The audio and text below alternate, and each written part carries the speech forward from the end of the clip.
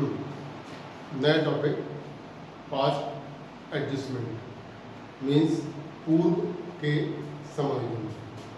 कई बार partners as per partnership deed अपने प्रॉफिट या लॉस का एप्रोप्रिएशन नहीं करते या पार्टनरशिप डेट में जो प्रोविजंस थे उन प्रोविजंस का प्रॉपर अप्लाई नहीं होता।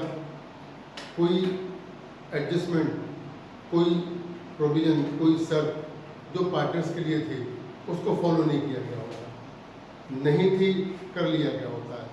फॉर एग्जांपल, पार्टनरशिप डीड में पार्टनर्स के लिए इंटरेस्ट ऑन कैपिटल किसी डिफरेंट रेट से था, किसी और रेट से चार्ज हो गया।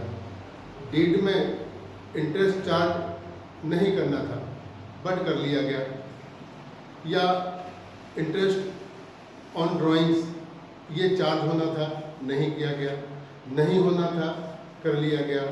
पार्टनर को उनकी सैलरी नहीं देनी थी, दे दी गई, या देनी थी, नहीं दी गई, या प्रॉफिट और लॉस को जिस रेशो में डिस्ट्रीब्यूट करना था उस रेशो में डिस्ट्रीब्यूट नहीं किया। इसका रिजल्ट ये होता है कि पार्टनर को जितना प्रॉफिट का शेयर जिस किसी भी वे में ट्रांसफ़र होना था उससे डिफरेंट होता है। इसका रिजल्ट ये होता है कि या तो पार्टनर के पास जितना ट्रांसफ़र होना था उससे ज़्यादा हो गया होता है या इससे कम रहा होता है। तो इन कंडीशंस में जब पार्टनर्स अपने प्रॉफिट और लॉस का एडजस्टमेंट करने के बाद, अपने कैपिटल अकाउंट प्रिपेयर करने के बाद ये फाइंड करते हैं कि उनके अकाउंट प्रिपरेशन में कोई एरर है, कोई मिस्टेक है, कुछ गलती हो गई।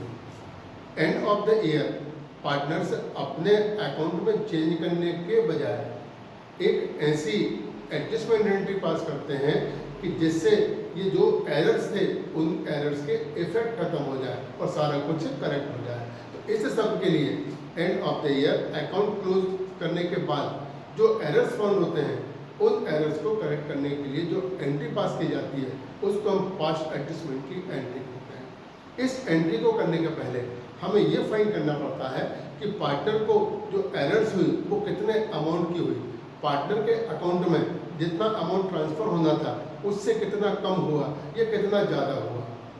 यहाँ पर दो कंडीशन हो सकती हैं। पहली कंडीशन ये कि पार्टनर्स अपने सारे के सारे अकाउंट्स को रीओपन करें और सारे एडजस्टमेंट करें जिसकी परमिशन नहीं है, क्योंकि अकाउंट क्लोज हो गए। अब आप उसके लिए जो एंट्री पास करेंगे, एक सप्लीमेंट्री आप एंट्री पास कर सकते हैं जिस एंट्री को आप रेक्टिफिकेशन ऑफ एरर एंट्री कहते हैं। तब आप यहाँ पर इस ऑप्शन को ना लेकर ये देखते हैं कि जो एरर्स हुए उन एरर्स के पार्टनर के कैपिटल अकाउंट पर कितना इफेक्ट हुआ, कितना अंडर रह गया, कितना ओवर हो गया।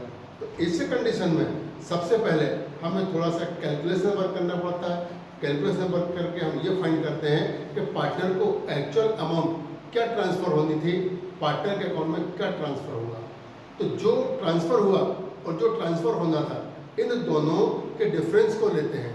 डिफरेंस हमको ये पता चलता है कि पार्टनर के कैपिटल अकाउंट में कम ट्रांसफ़र हुआ या ज़्यादा ट्रांसफ़र हुआ। अगर वो ज़्यादा ट्रांसफ़र हुआ तो वो डेफिनेटली किसी दूसरे पार्टनर का शेयर है, तब हमें उस पार्टनर के कैपिटल अकाउंट में से उसको लेना चाहिए और उस पार्टनर के कैपिटल अकाउंट में ट्रांसफ़र कर देना चाहिए जिस पार्टनर के अकाउंट में ये कम था। इसके जो हम एंट्री पास करते हैं वो एंट्री कुछ यूँ होती है,